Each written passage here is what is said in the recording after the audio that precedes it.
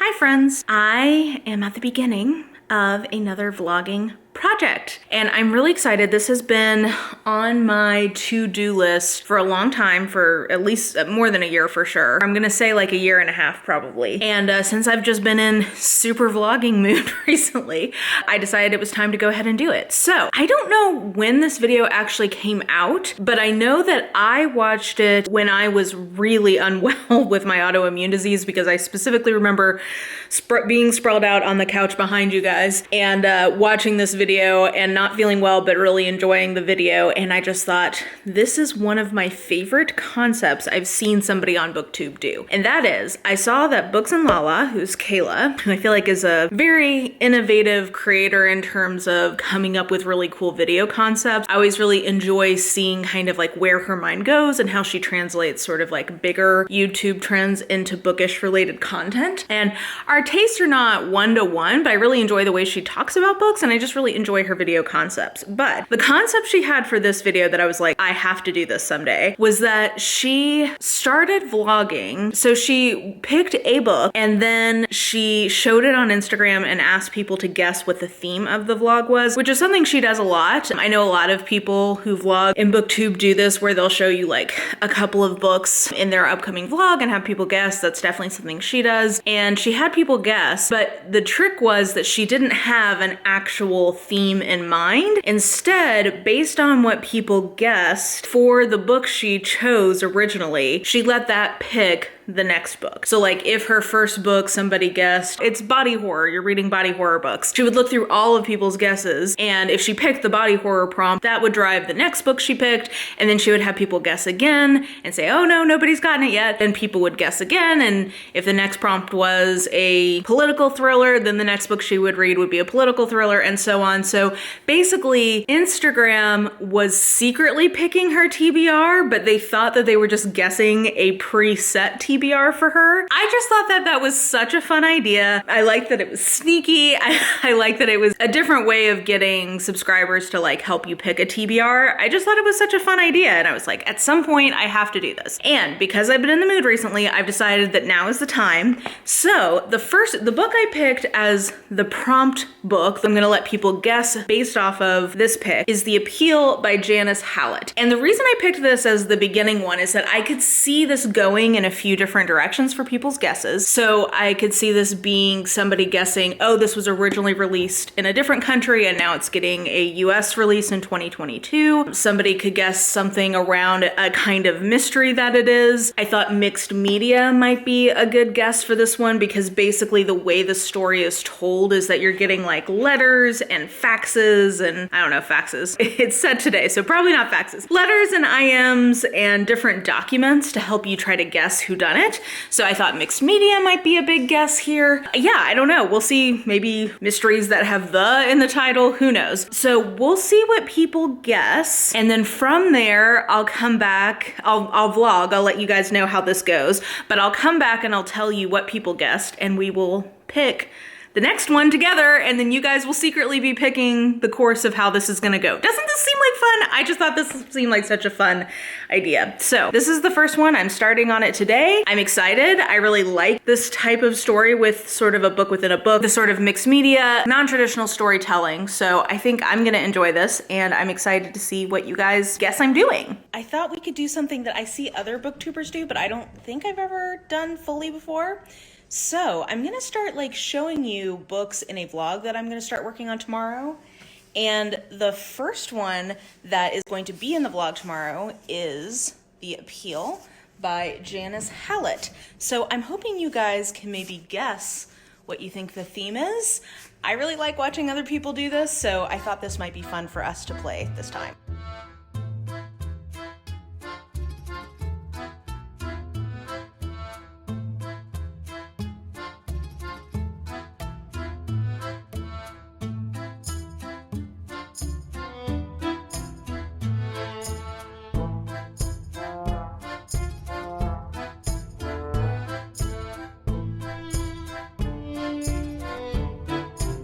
This is the most common guess that I'm seeing for theme of the vlog, but it is not correct. Nobody has guessed it yet. So I'll show you guys another book whenever I'm reading the next one, but keep guessing. Okay, hi there. Good progress on the appeal. I'm about halfway through. I was also listening to an audiobook for a different vlog that I think you guys will have seen by the time this goes up, but I won't spoil that in case not. Okay, what do I think about the appeal? Well, first of all, on a very superficial level, this has this really lovely grit to the cover. Can you hear that?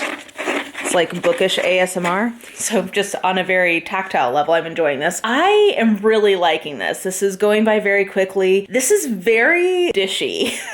The setup for this is that there's a small town, or like a small community, I guess. They have this like theater group, and the theater group is sort of run by the owners of a local country club, and they kind of control a lot of the who gets to do what in the plays that are put on by the theater group. And their granddaughter is diagnosed with cancer. What is recommended by her doctor is this very expensive experimental treatment that has not yet been approved in the UK, but is available in the US, and they need to raise like $350,000 for it. That's the appeal. I don't quite know why it's called appeal. I guess it's sort of like a not-for-profit, like appeal for money. It's not like a legal appeal unless that's going to come later, and this is like a double entendre. So that's like this sort of what's driving all of the conflict right now. We have multiple POVs through essentially correspondence, so through texts and emails, and we're trying to piece together what's happening after the fact. So we've got these two, I guess they're like law students or like junior associates who have all of this documentation, and they have been charged with trying to figure out like what is happening. And so we get sort of like interstitials from them sometimes when they're texting back and forth of like what's going on. I guess this is an epistolary novel in some ways, but it's sort of also mixed media. We have, I think, 15 characters, and we're trying to figure out what is going on and who done it. Eventually there's going to be a murder that has not yet happened, and I don't know who is murdered. It's very dishy because a lot of what's going on, it feels like there's a lot of hot goss, basically. Like there's a lot of secret things that different people have going on, and different people are lying to different people. One of the main points of views we get is from this nurse named Isabel, and at first I was like, poor Isabel, it seems like everyone's just sort of writing her off and she's just desperate for friends. But then there's a turn. Like Isabel takes a turn, and we get a little excerpt from one of her diaries, and I'm like, oh, Isabel is a straight up creep. Like it made me laugh out loud. I was like, whoa, okay, this is a lot. We get a lot from her, and she is interesting. We also get a lot from the family whose granddaughter/daughter is impacted, and then a lot from one of the local women who is helping kind of like organize the fundraising efforts. So anyway, I'm getting through this relatively quickly. This is very engaging. So I'm going to keep reading tonight. I'm not sure if I'll finish or not. I'll definitely finish tomorrow. But yeah, this is I'm enjoying this. This is definitely a very entertaining book. I don't know if I'm going to end up loving where it goes, but so far I'm quite entertained. I also took a look at the guesses that people had, and we've got some interesting directions. So I threw there's 4 different kind of buckets of guesses, one of which was epistolary, and I'm not going to pick that. So I posted that as, oh, you guys are guessing this, but it's not that. Keep guessing. I feel so sneaky doing that. But anyway, so whenever I finish this one, we'll take a look at the other suggestions people have to figure out what I'm going to read next.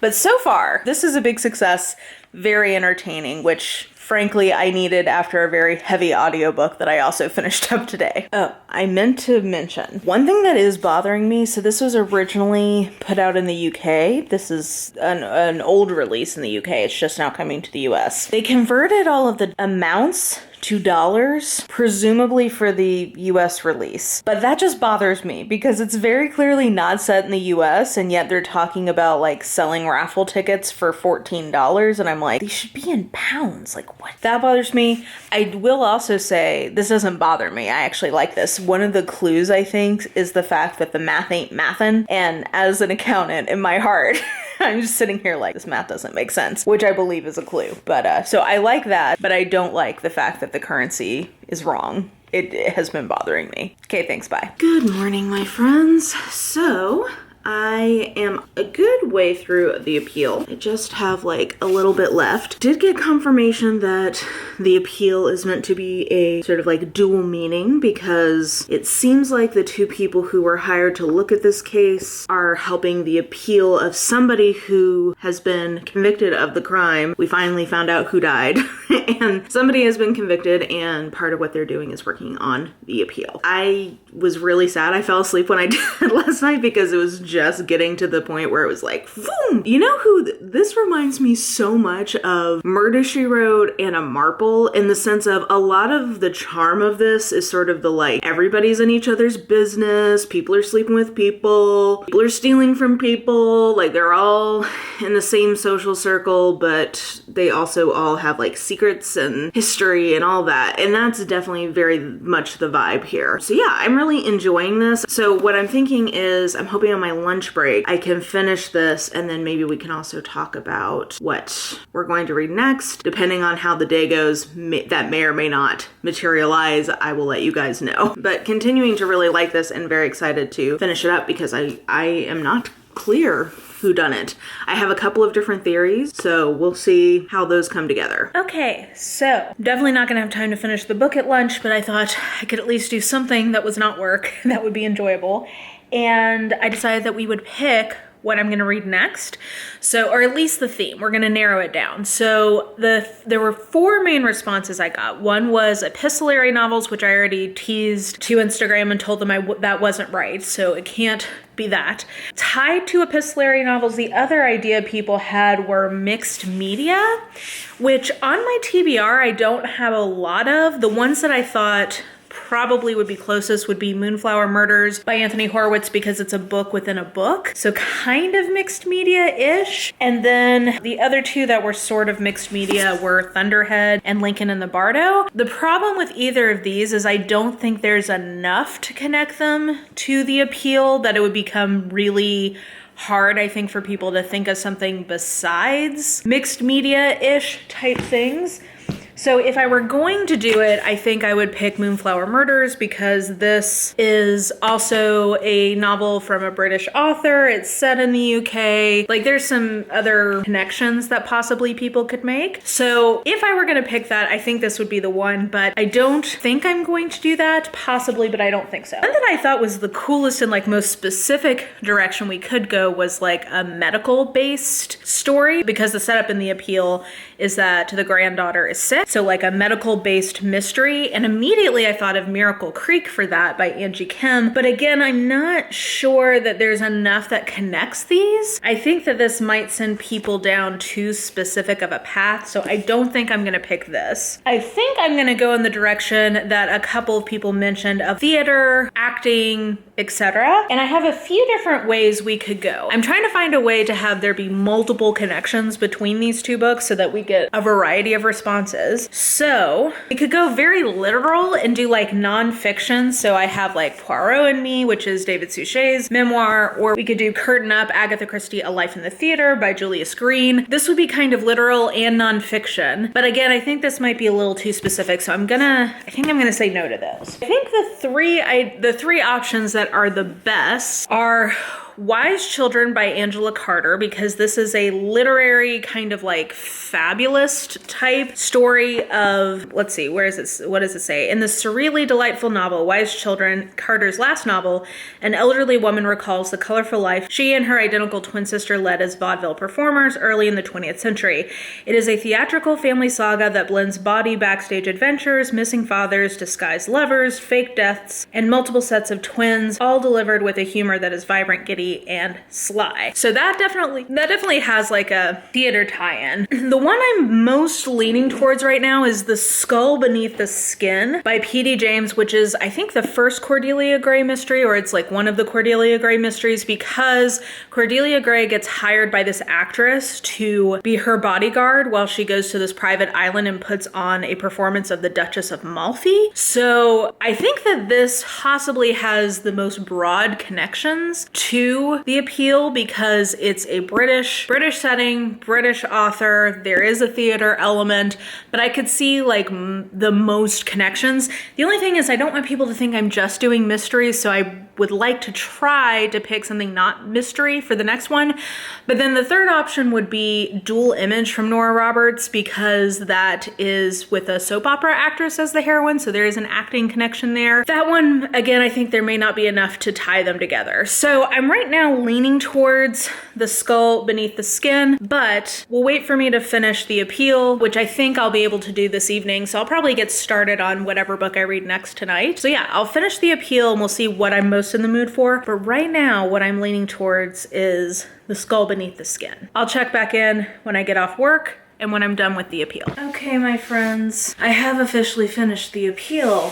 I did not get to start on anything else tonight yet because I had to work later than I thought, because this never-ending nightmarish launch just will not release me from its talons. So for those of you in software development, I know you enjoyed my sidebar. I'll sidebar again. This particular software release, basically, we were supposed to do a big bang. They came back and were like, JK, we can't do a big bang. You're gonna have to just live with it in phases, and we're not gonna actually do a migration. You just have to let it run off. We were like, okay, fine. First wave got pushed back a week, and now we've gotten through 2 of the planned 4 waves, and there's no way we can continue, and everyone is losing their mind. On the good side, because we can't continue, I finally am gonna get a compensatory day off to make up for the fact that I've had to work half days for the last 2 weekends. So anyway, that's on Friday. I'm very much looking forward to that. That I got arranged today. But anyway, I worked later than I expected, so I didn't get to like finish this and then really get going on this. But in terms of what I thought of this, I did really enjoy this. I think that this is just fun. It's very gossipy. It's very Murder, She Wrote. Everybody's up in each other's business. I think that this is just super fun. Now, I will say, I guessed of the twists, I guessed nearly all of them. So I don't know that this is like a dun dun dun kind of story. It's more, you get a lot of information. The first 2/3 of this are all emails and texts and flyers and all of that. So you get a lot of information. So I don't think it should be that shocking that you can figure out what's going on, because I think that's kind of like the point, is for you to figure out what's going on. But I will say something that this made me wonder, and I'll have to keep my eyes open for this in the future the next time I'm reading a true like whodunit kind of situation. I do think I have a pretty high success rate at guessing whodunits, because I don't tend to like try to logic it out. I follow my heart, like the Cancer sun that I am. I go with my emotions. I usually can figure out from the emotional motivations of different characters probably whodunit, which is how I figured this out. But anyway, I think that if you're looking for a different kind of mystery than we often get, if you're looking for an actual mystery and not just a straight up domestic thriller, if you are looking for humor with your mystery, there's definitely some laugh out loud bits in this. And I will say the very last email sent me, I was like, that was the right way to end this particular book. Yeah, I mean, if any of those things appeal to you, I think that this is definitely worth picking up. I will note that there are some themes around Western imperialism in this. That made me uncomfortable. I will be putting a content warning for that in my Goodreads review. Like, I don't know. It just made me feel a little icky in places, and I frankly wish that that hadn't been there. Yeah, also that, I didn't love that part of it. That would be my biggest critique. But I would give this a very strong 4 stars. Like, this is really fun. This is my kind of book. This is my kind of mystery / thriller. And just like, actually, I keep saying mystery thriller. This is a mystery. And to get like a big hardback, full court press release of one of those, at least in the US, you don't get very many of those every year. So I'm excited that I like this one so much. I really enjoyed this. Yeah, all around, this was a fun time. So my next book will be The Skull Beneath the Skin by P.D. James, as we talked about at lunchtime. And yeah, I'm excited. So this is gonna be my first attempt to like P.D. James in more than a decade. One of my friends in college, one of my best friends, who actually just happened to find the channel a couple of weeks ago, he was looking for Agatha Christie reviews, and he was my Agatha Christie buddy in college. So it was so fun for him to reach out. That was delightful. He actually gave me a P.D. James for Christmas one year, and I did not like it at all, and I've never really tried again with her. Wait, I take that back. I did read her Pride and Prejudice mystery, which I thought was fun. I actually should reread that because I think I was still a little bit too much of a literature snob to have fully embraced that. But anyway, that was fun. And then I feel like I tried, or I had on my TBR one called The Murder Room from her. I think that that's on my mom's bookshelf in her house, and a few times when I've been like out of books, I've like picked it up with the intention of maybe reading it. Anyway, I haven't read much of P.D. James, and I'm looking forward to giving that a try tomorrow. So that's on the docket tomorrow. Tonight, I'm going to read, or at least start, I Married a Merman by Regine Abels as a palate cleanser. We'll talk tomorrow.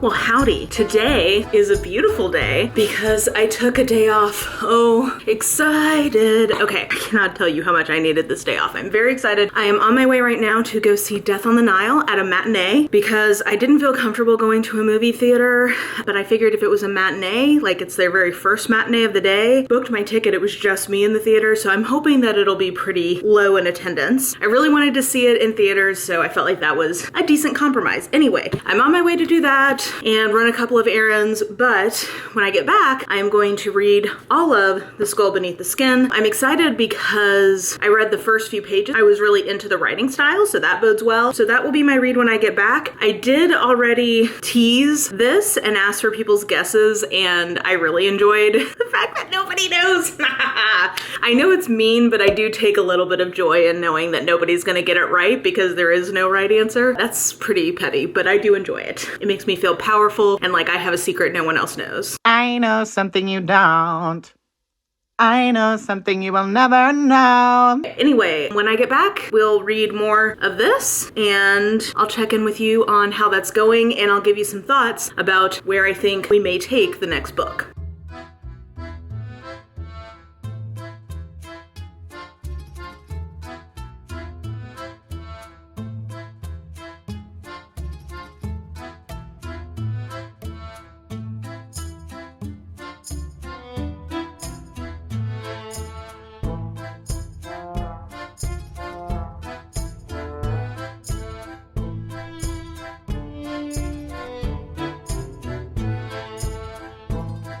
Okay, hi friends. I just got back from my day out.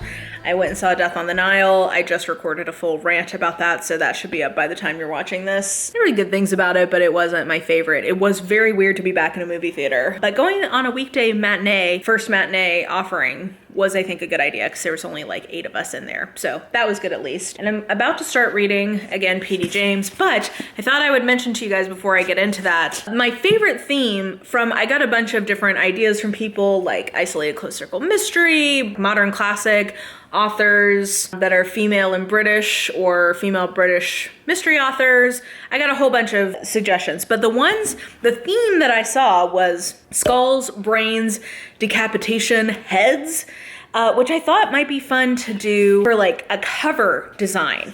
And I thought of 2 books that have been on my TBR for a very long time that sort of are in that realm. So Wilder Girls, you know, you kind of got like a floating head. So this sort of looks like decapitation. And then Girls with Sharp Sticks, this has sort of a fragment of a face on it. So I felt like these 2, it might be fun to take sort of a cover design approach to it rather than a content approach. So I'm gonna put an Instagram story up letting people choose which of these I should pick. I don't really care either way. I'd be excited to get either of them off my TBR because they've been there for a while. So that's gonna be the next one. But in the meantime, let's read some P.D. James, shall we?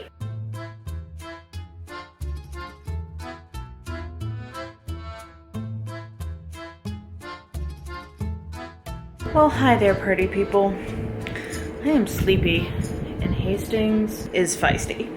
Okay, so I did finish The Skull Beneath the Skin tonight, and yeah, I liked it, but didn't love it. So set up, I think I mentioned this, is basically this actress named Clarissa Lyle. She's a stone cold bitch. I mean, she's a jerk. Anyway, she's going to this private performance of the Duchess of Malfi, which I got excited about because that's also like a central part of Sleeping Murder, which is my favorite Miss Marple story. She's going to be the lead, and she's been getting threatening notes. She thinks someone is trying to kill her, so she and her husband engage Cordelia Gray, who is a private lady detective, and she's going to come essentially like kind of be her bodyguard, kind of just look out for her, etc. And we quickly realize that everybody in the house has a reason to hate Clarissa, and it takes a while, man. Like, it takes almost 200 pages for someone to die, but eventually it happens, and then Cordelia is sort of helping informally figure out who done it because she feels very guilty that her client was killed on her watch because,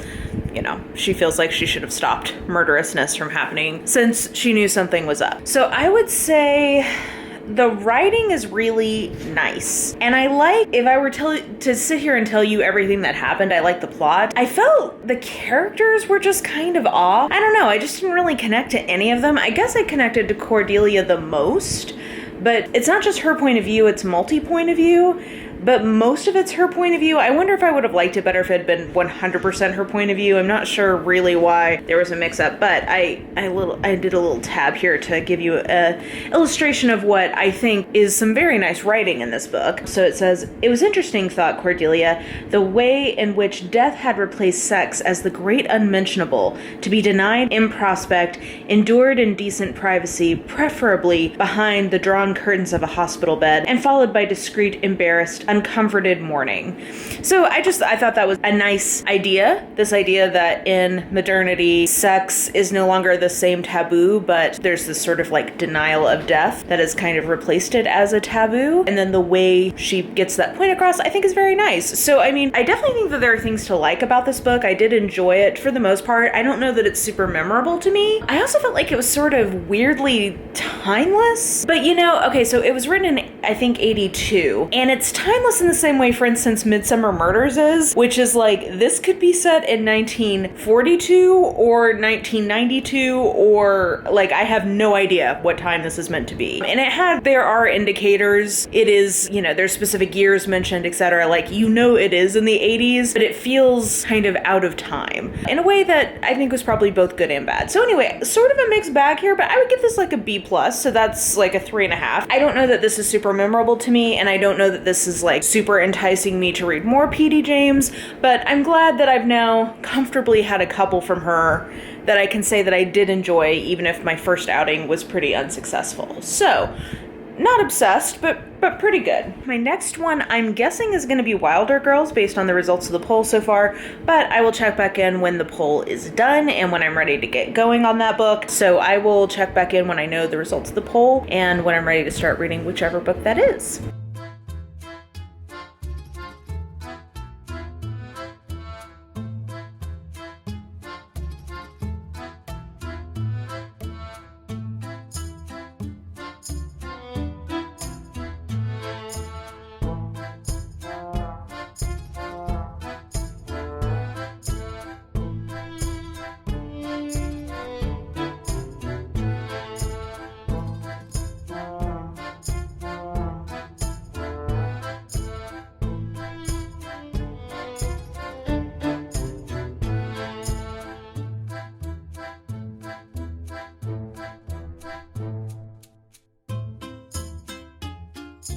Hey, howdy. So I just posted on Instagram letting people know that I'm about to start reading this. I think I'm going to try to polish this off today and asking for one last theme. And I'm going to say I'm pretty surprised nobody has figured out what the theme is. So if you guys want to take one last crack at guessing what the theme of the vlog is, I'm going to read one more book. So what do you think? What do you think the theme is? So we'll see what response we get. I'm surprised nobody has guessed yet that there is no theme, but we'll see. We'll see if someone figures that out today. When I ran the poll, I got very divided responses from people. The poll ended up being closer to 50-50 than maybe I would have thought, but a lot of people felt the need to additionally DM me and be like, oh, I did not like Wilder Girls. So I don't know if people are just like wanting to inflict this on me because they think I won't like it, or if it's just a divisive book and some people really like it and some people really really don't. We'll find out. I don't know. I'm going into this with an open mind. I know it's body horror, but it's also YA, so I'm assuming it's not going to be like too full on. The only kind of body horror thing that I can't deal with, and even saying this is just gonna, is like any kind of like growth or fungus. Ugh. Like there's this new cover of a T. Kingfisher book that's coming out this year, and that is like, I can feel it on me and I hate it. So as long as it's not that, I think I can deal with this. We'll see. I'm curious to have an opinion about this since it seems so divisive.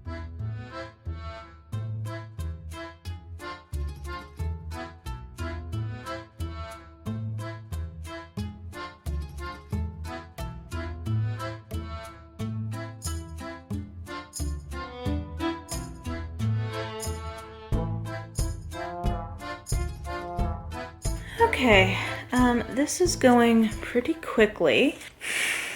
I'm not sure what to think about this yet. Body horror for sure. This is so gross and like, ugh. I will give Rory Power a lot of credit on the writing because she is very good at grossing me out. Setup for this is basically that there's this school called the Rotter, something like that, boarding school for girls, and it's on this island, and a plague breaks out, or a pandemic breaks out, and I checked, this was written in 2019, so very, uncanny timing here, but it's this plague called the Tox. It swept through the school and killed a bunch of girls like when it was first coming through, but now there are the remnants of the people who survived that outbreak, but they've all like mutated in different and gross ways, which I think it onsets with puberty if I'm reading it rightly. So I'm thinking that this is some sort of metaphor for like the monstrosity of teenage girls' bodies and like how society views that, what I'm guessing the metaphor is. But anyway, so our main character is Hetty, and then she has a little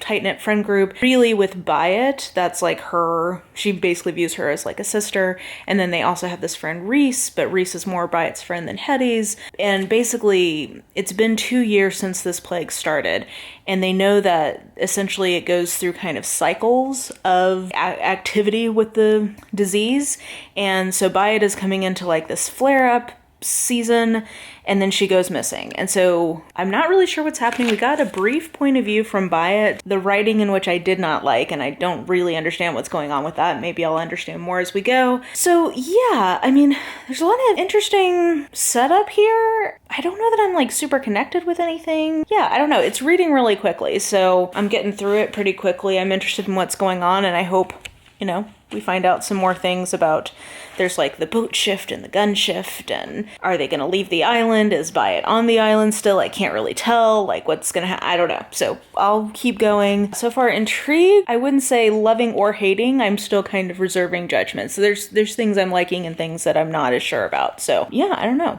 Stay tuned. I'm going to keep plugging along in this.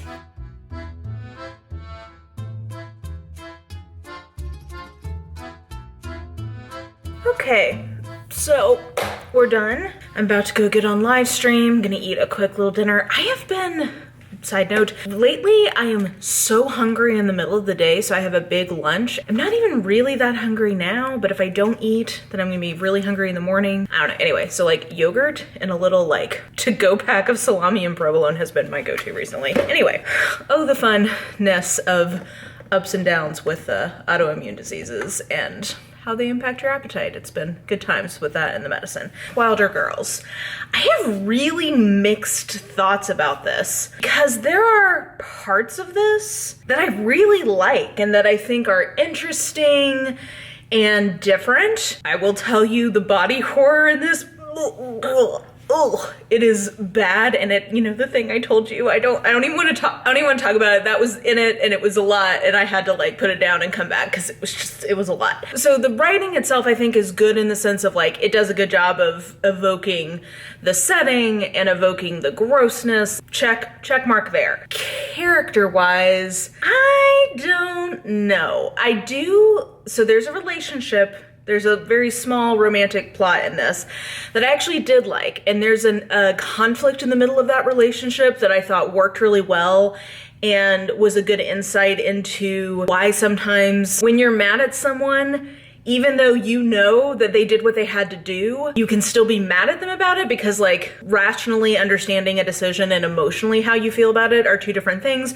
I really liked that beat, especially in a YA, one of like the first love kind of scenarios. I thought that that was cool. The problem with this book, I think, is the plot. It is paced very oddly. I think that the point of view with Byatt, is that her name? Yeah, Byatt. I think the point of view with Byatt should have just been eliminated. I think the pacing is kind of all over the place because it's like sort of a slow burn, but not really. It just sort of spins a little bit at the beginning and then it just ends. Kind of out of nowhere. So I think if about 20% from the beginning had been tacked on to the end, it would have been better. Now, I would have liked more resolution as to what was really going on because it ends very ambiguously, and I personally think I would have enjoyed more information there, especially if this is a standalone and not a series. That being said, I think it's a valid artistic choice to not explain things, but I think the way that it doesn't explain things is not great because it's like it either needed to explain less, a la Catherine House maybe. It either needed to explain less or I think it needed to explain more. That's my opinion. So where do I don't even know where I land with this then. I mean, I guess maybe like a 3-star because there are parts of this book I would give 4 stars to, like the atmosphere and the ick. And then the plot and pacing, I'd probably give like a 2-star to, and then the characters probably a 3. So yeah, I guess I'd give this a 3. Yeah, I mean, I'm glad I read it. It's different. I don't know that I've read a book quite like this before, definitely not in YA. And I think the fact that it came out right before we had an actual pandemic and could relate to like quarantining, etc., works in its favor in terms of, yeah, the struggle is real. Also, I wish that there had been more like survivalness in this because the girls still have their teachers around. So for me, that kind of dissipated some of the Lord of the Flies-esque vibes that I thought we were going to be getting. So yeah, okay, 3 stars I think is right. So we'll leave it there. We are going to read one more book. So far, my favorite suggestion that I've seen come in for people's guesses is Dark Academia. I have a couple of books I think that could go in that direction. So far that's what I'm thinking, but I'll see if there's any other good suggestions that come in, and then we'll read one more book, and then I'll tell you about my sneakiness. Pets.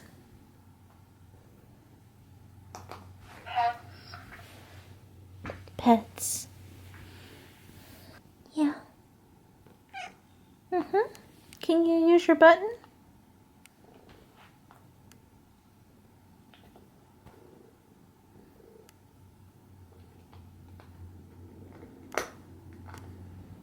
Good job, pets. So I'm still not consistent on actually hitting the button, but I am trying very hard. Good job. Good job. So yeah, I use my teeth sometimes. You're such a smart boy. You know that? You're such a smart boy.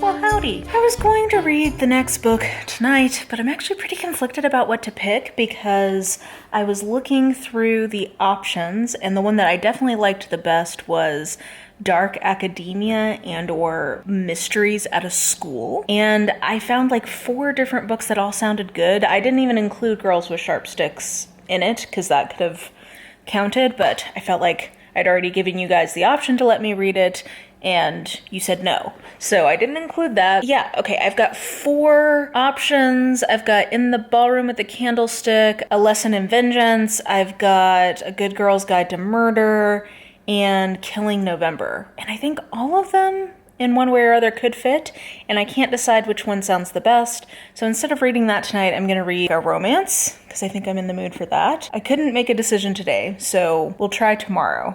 I'll try to read it tomorrow as my evening book, because all of them are pretty short. And are all of them YA? Yeah, they're all YA, and they're all pretty short, so I think all of them would be like one-day reads. So yeah, I'll check back in tomorrow whenever my indecision lifts and I make a choice on what I'm gonna read.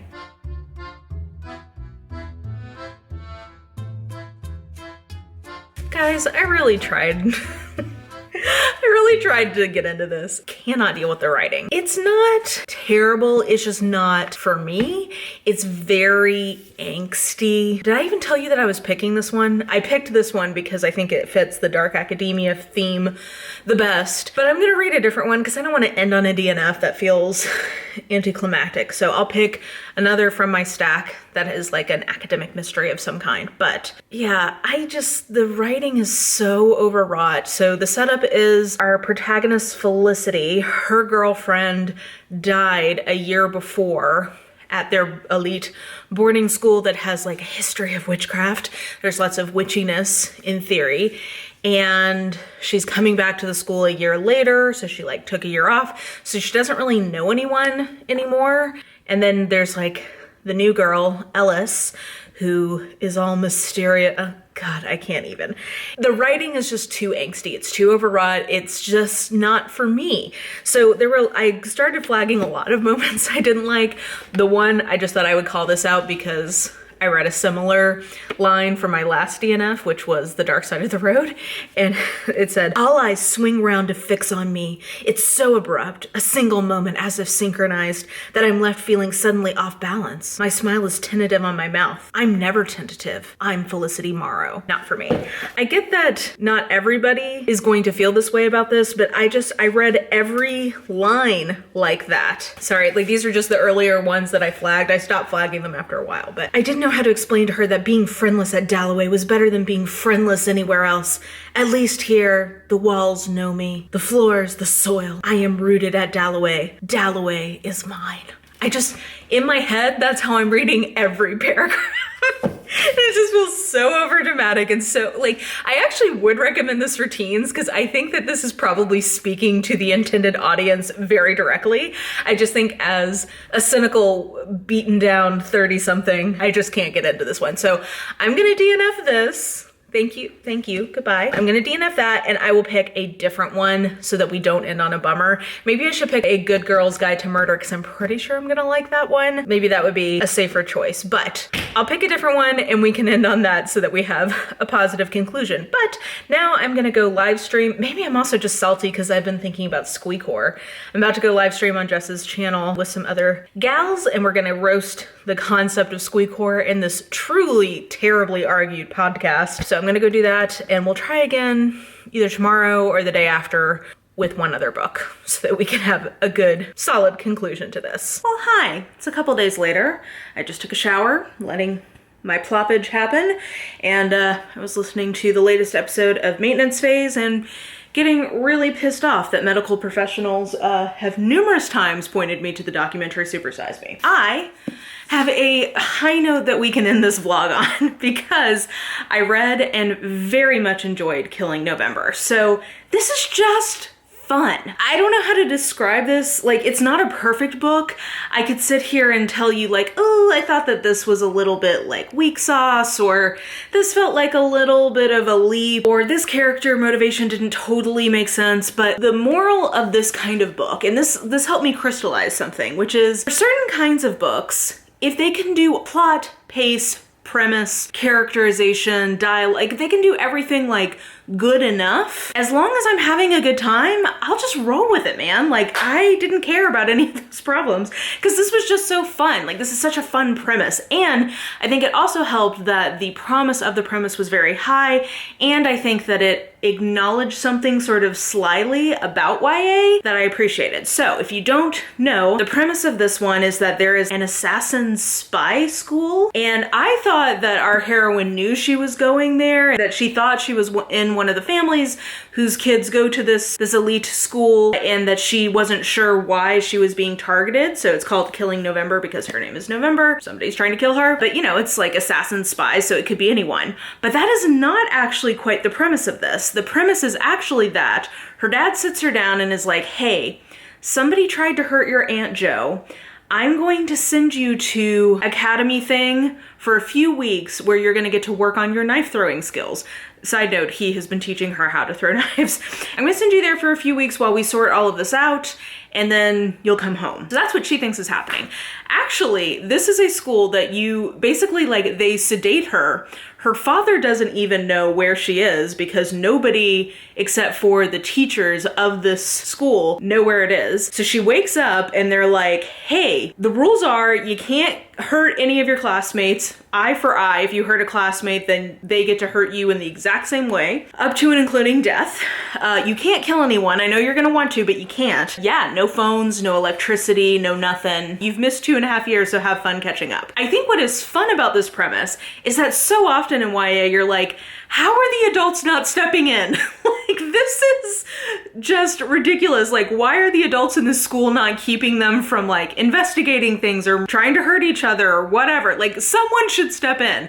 But the whole premise of this school is that it's teaching them to hurt each other, and they're just trying to keep them all from actually killing each other while they're on school grounds. So I feel like that's a fun way around that sort of like, oh my gosh, where are the adults aspect? Because the adults are in on it. The adults will check your bag to make sure you haven't taken a fork from the dining hall so that you can stab someone with it later, but like, that's it. So anyway, I just thought that this was really fun. I think it's a fun premise. I think it lives up to the promise of the premise, and I think I'm gonna read the next one. I'm worried because there's only one more, and I'm worried that it was meant to be a longer series and it didn't sell well enough, so maybe it didn't get any more books, and that will be sad. But I just thought that this was super fun. I had a really good time in it, and if you're in the mood for just like a really fun, fast moving, a little slow at the beginning, but once it gets steam, it really gets going, YA conspiracy mystery type thing at a boarding school, I think that this totally delivers. It's not the best YA book I've ever read, but it's just really fun. It feels very cinematic, like it's very rompy. And like I said, I think that because the actual premise acknowledges something that sometimes bothers me in YA, that gave it some extra oomph for me. So I'm very happy to report that we are going to end this project where you guys have been picking my books for me on a very high note. This is probably my second favorite thing I've read. We'll get back together and we can talk about my stack of books, close it out from there. But very happy we're ending on a positive note here. All right, friends, we have finished this little project. I should probably post a photo on Instagram asking for last guesses, but so far, nobody has figured it out that it's all just random based on your suggestions. I feel probably unreasonably delighted that I fooled you. So, this is my ranked stack. I think my takeaway from this was, one, if I did this again, I think I would pick a starting book that had a more interesting cover, because I think that probably would have introduced another layer of guessing that wouldn't have gotten me so down the path of mystery or like horror type things. Not that I'm mad, because I actually am really glad, like the way this lineup ended up going ended up helping me get to things that I've been meaning to get to. So I feel like this, kind of similarly to my pile of shame vlog, where I'm like, I'm leaving this feeling like I did something, like I've accomplished something. That is definitely how I'm feeling leaving this project. In terms of least enjoyed to most enjoyed, clearly A Lesson in Vengeance was not my favorite, but yeah. I'm glad I DNF'd it so that I didn't end up hating it. How about that? I don't know if I just was not in the right mood to read it, but I just could not get away from feeling like the authorial voice was just very overwrought, shall we say. Wilder Girls, I'm glad I finally can have an opinion on it. I feel like I've had several books recently where it seems to be very love-hate, and I've given all of them 3 stars, so I feel like Wilder Girls, Catherine House, and White Smoke, I feel like I'm weirdly in the middle of the road of like, there are things I like and then things I don't, so I guess it's a 3-star. That's definitely how I felt about Wilder Girls. The Skull Beneath the Skin, I think my takeaway is that I just don't know that P.D. James is a favorite for me, but that if she has a premise I'm into, it's worth maybe picking it up, because some of them end up being really fun, even if I don't think it's perfect, which is kind of how I felt about this. Like, I had a good time reading this. I have some problems with it, but overall, 3.5 stars, it was enjoyable. It's like better than the average mystery I pick up. I would say my biggest surprise was Killing November. I'm surprised at how much I liked that. Thought it was super fun, very just like rompy, good times. If you're looking for a fun, quick book, I feel like this is a great choice if you like these tropes and you're into YA. I definitely will pick up the sequel. And then The Appeal, I would say, is my favorite of these I read. I do have, I mean, this is not a perfect book, but I think that this is just really fun, different, interesting, and worthwhile if you're somebody like me who longs for more actual mysteries and mystery thriller these days. I think that this one could appeal. I think this one could appeal to you. Yeah, that's definitely my biggest hit of this stack. But overall, I got through a lot of things I've been meaning to read, and at least as of this filming, I've successfully fooled you. So that is really the true triumph here. So once again, thanks to Kayla at Books and Lala for the video idea. This is 100% lifted from her, so you should go check that video out. I think she was able to mix up her genres a little bit better than I ended up being able to. So if you want to see this idea, but you know, with different results, you could go check that out. And yeah, I think that will do it for this vlog. So definitely thank you to everyone for giving suggestions and helping me get to some books, and let me know what you thought about any of the ones that we read. Did you suspect but maybe just not tell me if you follow me on Instagram that this was happening? And let me know if there's any other vlog ideas that you guys would like me to get to. I have a couple more that I'd like to do, but I'm enjoying vlogging, so if there's any particular ideas you have, definitely open to hearing that. So that will do it for this video. If you enjoyed it, please like, subscribe, follow me on the social medias if you are so inclined. I have all that information listed in the description box below, and I think that will do it. I hope you're having an absolutely lovely day today, and I will just talk to you soon. Bye!